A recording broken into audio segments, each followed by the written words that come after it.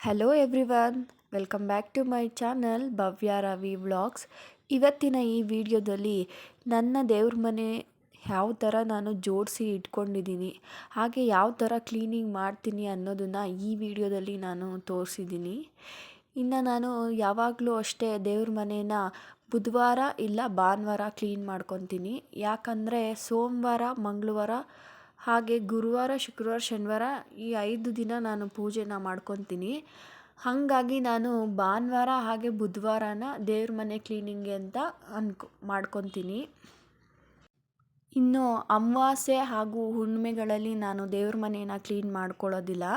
ಅದಕ್ಕೆ ಮುಂಚೆನೇ ಮಾಡ್ಕೊಂಡಿರ್ತೀನಿ. ಇವಾಗ 2 ಡೇಸ್ ಮುಂಚೆನೇ 2 ಡೇಸ್ ಆದಮೇಲೆ ಅಮಾವಾಸ್ಯೆ ಇರುತ್ತೆ. ಅದಕ್ಕೆ ಮುಂಚೆನೇ ನಾನು ಕ್ಲೀನ್ ಮಾಡ್ಕೊಂಬಿಡ್ತೀನಿ.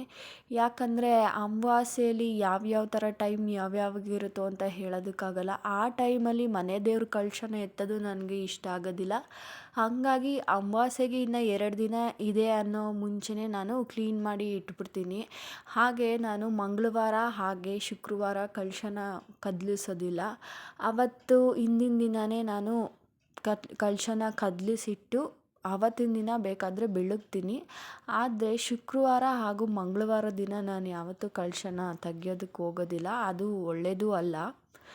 ಇವಾಗ ನಾನು ವಿಡಿಯೋದಲ್ಲಿ ಬಂದರೆ ಫಸ್ಟು ನಾನು ದೇವ್ರ ಮನೆಯನ್ನೆಲ್ಲ ಒಂದು ಒಣ ಬಟ್ಟೆಯಲ್ಲಿ ಕ್ಲೀನ್ ಮಾಡ್ಕೊಂಬಿಡ್ತೀನಿ. ಆಮೇಲೆ ನೆಕ್ಸ್ಟ್ ನಾನು ತೇವದ ಬಟ್ಟೆ ಮಾಡಿಕೊಂಡು ಪೂರ್ತಿ ದೇವ್ರ ಮಂಟಪ ಹಾಗೆ ದೇವ್ರ ಮನೇನ ಒರೆಸ್ಕೊತೀನಿ. ನನ್ನ ಮನೆಯಲ್ಲಿ ದೇವ್ರ ಮನೆ ಇದೆ, ಆದರೆ ನಮ್ಮ ದೇವ್ರ ಮನೆಯಲ್ಲಿ ಒಂದೇ ಸಜ್ಜ ಇರೋದು, ಹಾಗೆ ಬಾಗಿಲು ಕೂಡ ಇಲ್ಲ. ಹಾಗಾಗಿ ನಾವು ಈ ಥರ ಒಂದು ಮಂಟಪನ ಇಟ್ಕೊಂಡಿದ್ದೀನಿ. ಈ ಮಂಟಪ ನಾವು ಈ ಮನೆಗೆ ಬರೋದಕ್ಕೆ ಮುಂಚೆನೇ ನನ್ನ ಹಸ್ಬೆಂಡು ಫಸ್ಟು ಅವರು ಒಬ್ಬರೇ ಬ್ಯಾಚುಲರ್ ಆಗಿ ಇದ್ದಾಗ ಅವರು ಪೂಜೆಗೋಸ್ಕರ ಈ ಮಂಟಪನ ಇಟ್ಕೊಂಡಿದ್ರಂತೆ. ಯಾಕಂದರೆ ಅವರು ಇದ್ದ ಮನೆಯಲ್ಲಿ ದೇವ್ರ ಮನೆ ಇರಲಿಲ್ವಂತೆ. ಸೊ ನಾವು ಈ ಮನೆಗೆ ಬಂದಾಗ ಹೆಂಗಿದ್ರೂ ಡೋರ್ ಇರಲಿಲ್ಲ ದೇವ್ರ ಮನೆಗೆ. ಹಾಗಾಗಿ ನಾವು ಈ ಒಂದು ಮಂಟಪನ ಸರಿ ಇಟ್ಕೊಳ್ಳೋಣ, ಸುಮ್ಮನೆ ವೇಸ್ಟ್ ಆಗಿಬಿಡುತ್ತಲ್ವ, ನಾವು ಇವಾಗ ಯೂಸ್ ಮಾಡಲಿಲ್ಲ ಅಂದರೆ ಅಂದ್ಬಿಟ್ಟು ಸರಿ ಓಕೆ ಅಂತ ಇದನ್ನೇ ಇಟ್ಟಿದ್ವಿ. ಹಾಗೆ ಇವಾಗ ದೇವ್ರ ಮನೆ ಎಲ್ಲ ಒರೆಸಿದಾದ್ಮೇಲೆ ನಾನು ದೇವ್ರ ಸಾಮಾನೆಲ್ಲ ಬೆಳ್ಕೊಂಡೆ. ದೇವ್ರ ಸಾಮಾನ ನಾನು ಏನರಲ್ಲಿ ಬೆಳಗ್ತೀನಿ ಅಂದರೆ, ನಾನು ಫಸ್ಟು ಪೀತಾಂಬರಿ ಯೂಸ್ ಮಾಡ್ತಾಯಿದ್ದೆ. ಅಂದರೆ ಒಂದೊಂದು ಸತಿ ಯೂಸ್ ಮಾಡ್ತೀನಿ, ಅಥವಾ ಟೈಮ್ ಇದ್ದಾಗ ಸಬೀನಾ ಮತ್ತು ಸ್ವಲ್ಪ ಹುಣಸೆ ಹಣ್ಣು ಹಾಕ್ಕೊಂಡು ಉಜ್ಜಿದ್ರೆ ನೀಟಾಗಿಬಿಡುತ್ತೆ. ಒಂದೊಂದು ಸತಿ ಪೀತಾಂಬರಿನೂ ಯೂಸ್ ಮಾಡ್ತೀನಿ. ಇನ್ನು ದೇವ್ರ ಮನೆ ಎಲ್ಲ ಕ್ಲೀನ್ ಮಾಡ್ಕೊಂಡಾದಮೇಲೆ ನಾನು ದೇವ್ರ ಸಾಮಾನ ಬೆಳ್ಕೊತೀನಿ. ಆಮೇಲೆ ದೇವ್ರ ಸಾಮಾನು ಬೆಳಗಿದ ತಕ್ಷಣ ತೊಗೊಂಬಂದು ದೇವ್ರ ಮನೇಲಿ ಇಟ್ಟು ರೆಡಿ ಮಾಡ್ಕೊಂಡ್ಬಿಡ್ತೀನಿ. ಇವಾಗ ಎಲ್ಲ ದೇವ್ರ ಸಾಮಾನೆಲ್ಲ ಬೆಳಗಿದ್ದಾಯಿತು. ಫೋಟೋಸ್ಗೆಲ್ಲ ಅರಿಶಿನ ಕುಂಕುಮ ಇಟ್ಕೊತಾ ಇದ್ದೀನಿ. ನಾನು ಫೋಟೋಸ್ಗೆಲ್ಲ ಅರಿಶಿನ ಮತ್ತು ಗಂಧದ ಪುಡಿನ ಮಿಕ್ಸ್ ಮಾಡಿ ಇಡ್ತೀನಿ ಫಸ್ಟು. ಆಮೇಲೆ ಅದಕ್ಕೆ ಕುಂಕುಮನ ಇಡ್ತೀನಿ. ಹಾಗೆ ನಮ್ಮನೆ ದೇವ್ರು ಬಂದು ತಿಮ್ಮಪ್ಪ ಸ್ವಾಮಿ, ತಿರುಪತಿ ತಿಮ್ಮಪ್ಪ. ತಿಮ್ಮಪ್ಪನ ಫೋಟೋಗೆ ನಾನು ಅರಿಶಿನ ಕುಂಕುಮ ಇಡೋದಿಲ್ಲ, ನಾಮನ ಬಳಿತೀನಿ. ಅದು ಒಂದು ಫೋಟೋಗೆ.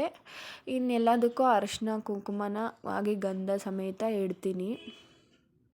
ನಾನು ದೇವ್ರ ಮನೆ ಒರೆಸ್ಕೊಳ್ಳುವಂತಹ ನೀರಿಗೆ 1 ಡ್ರಾಪ್ ಗಂಜಲನ ಹಾಕ್ಕೊಂಡಿರ್ತೀನಿ. ಯಾಕಂದರೆ ಗಂಜಲ ತುಂಬ ಪವಿತ್ರವಾದದ್ದು ಅಂತ ಹೇಳ್ತಾರೆ. ಹಾಗಾಗಿ ನಾವು ನಾನ್ ವೆಜ್ ಎಲ್ಲ ಮಾಡಿರ್ತೀವಿ, ಯಾವಾಗ ಮಂತ್ಲಿ ಸೈಕಲ್ ಹಾಕ್ತಾಯಿರ್ತೀವಿ, ಆವಾಗ ನಾನು ಬರೀ ನೀರಲ್ಲಿ ದೇವ್ರ ಮನೇನ ಒರೆಸಲ್ಲ. 1 ಡ್ರಾಪ್ ಗಂಜಲ, ಒಂದೇ ಒಂದು ಚಿಟಿಕೆ ಅರಿಶಿನ ಹಾಕಿ ದೇವ್ರ ಮನೆಯನ್ನೆಲ್ಲ ಕ್ಲೀನ್ ಮಾಡ್ಕೊತೀನಿ. ಹಾಗೆ ದೇವ್ರ ಮನೆಯಲ್ಲಿ ನಾನು ಜಾಸ್ತಿಯಾಗಿ ಯಾವುದೇ ಫೋಟೋಸ್ಗಳನ್ನ ಇಟ್ಕೊಂಡಿಲ್ಲ.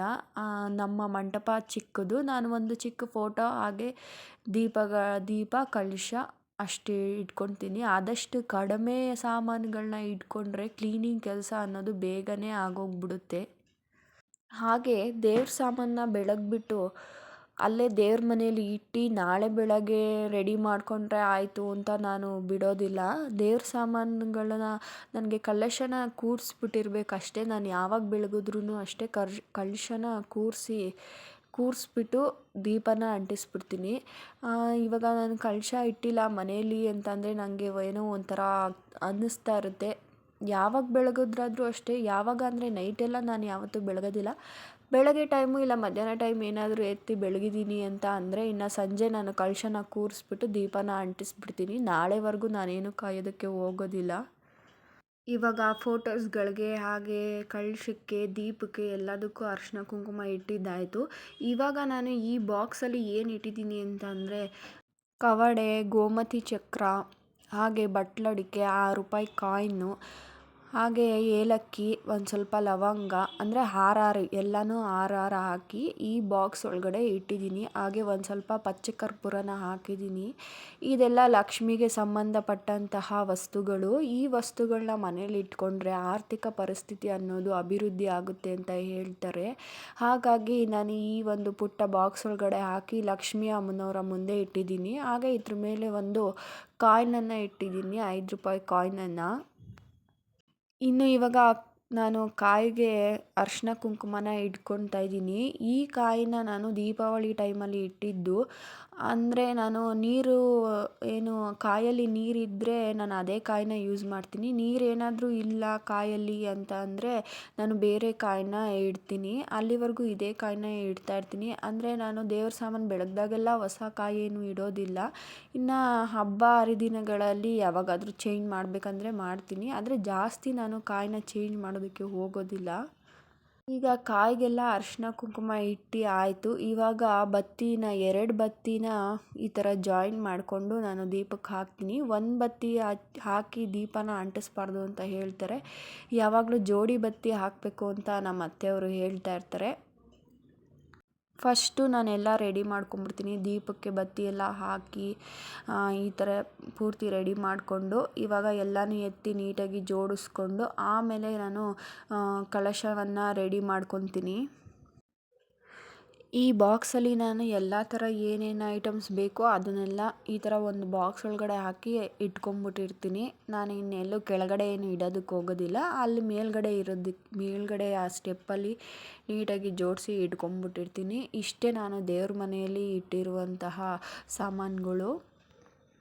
ಈ ರಾಘವೇಂದ್ರ ಫೋಟೋ ಬಂದು ಪ್ರಸಾದದಲ್ಲಿ ಕೊಟ್ಟಿರುವಂತಹ ಒಂದು ಫೋಟೋ. ಈ ನಮ್ಮನೆಯವರು ರಾಘವೇಂದ್ರ ಸ್ವಾಮಿನ ತುಂಬ ಪೂಜೆ ಮಾಡ್ತಾರೆ. ಆದರೆ ರಾಘವೇಂದ್ರ ಸ್ವಾಮಿಯವರ ಒಂದು ವಿಗ್ರಹ ತಂದು ಇಟ್ಕೊಳ್ಳೋಣ ಅಂತ ಅನಿಸುತ್ತೆ. ಆದರೆ ಇಟ್ಕೋಬೇಕು ಅಂತ ಅಂದರೆ ಅದಕ್ಕೆ ಕೆಲವೊಂದು ನಿಯಮಗಳನ್ನ ಪಾಲಿಸಬೇಕಾಗುತ್ತೆ. ಹಾಗಾಗಿ ಇದೊಂದು ನಾವು ತರೋವರೆಗೂ ಫೋಟೋನ ಇದೊಂದು ಪುಟ್ಟ ಫೋಟೋ ಇರಲಿ ಅಂತ ಹೇಳಿ ಈ ಫೋಟೋನ ನಾನು ಇಟ್ಕೊಂಡಿದ್ದೀನಿ. ಅಂದರೆ ಜಾಸ್ತಿ ದೊಡ್ಡ ಫೋಟೋ ಇಡೋದಕ್ಕಾಗೋದಿಲ್ಲ ಈ ಮಂಟಪದಲ್ಲಿ. ಸರಿ ಅಂತ ಹೇಳಿ ಈ ಚಿಕ್ಕ ಫೋಟೋನೇ ಇಟ್ಕೊಂಡಿದ್ದೀನಿ.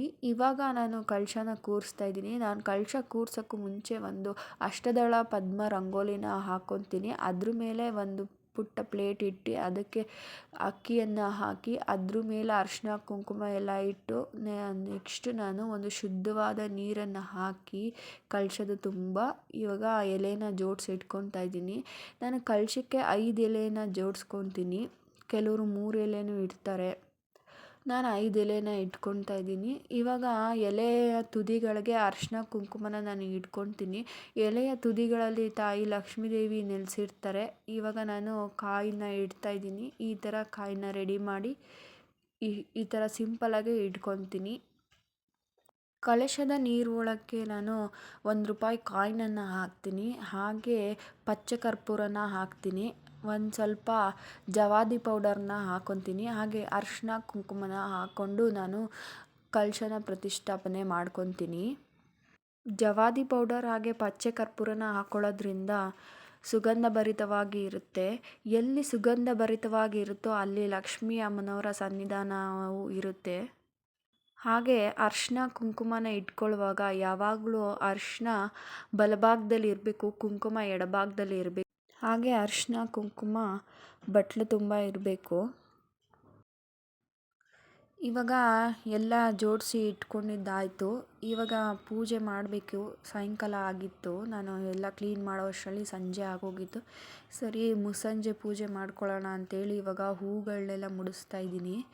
ಹೂಗಳು ಸ್ವಲ್ಪನೇ ಇತ್ತು ಅವತ್ತು. ಹಾಗಾಗಿ ಒಂದೊಂದೇ ಹೂಗಳನ್ನ ಇಟ್ಟು ಪೂಜೆನ ಮಾಡಿಕೊಂಡೆ. ಹೇಗಿದ್ದರೂ ನಾಳೆ ಬೆಳಗ್ಗೆ ಈ ಹೂಗಳನ್ನೆಲ್ಲ ತೆಗೆದುಬಿಡ್ತೀನಲ್ವ. ಹಂಗಾಗಿ ಸರಿ ಇರೋದ್ರಲ್ಲೇ ಪೂಜೆ ಮಾಡ್ಕೊಳ್ಳೋಣ ಅಂತ ಹೇಳಿ ಮಾಡ್ಕೊತಿದ್ದೀನಿ.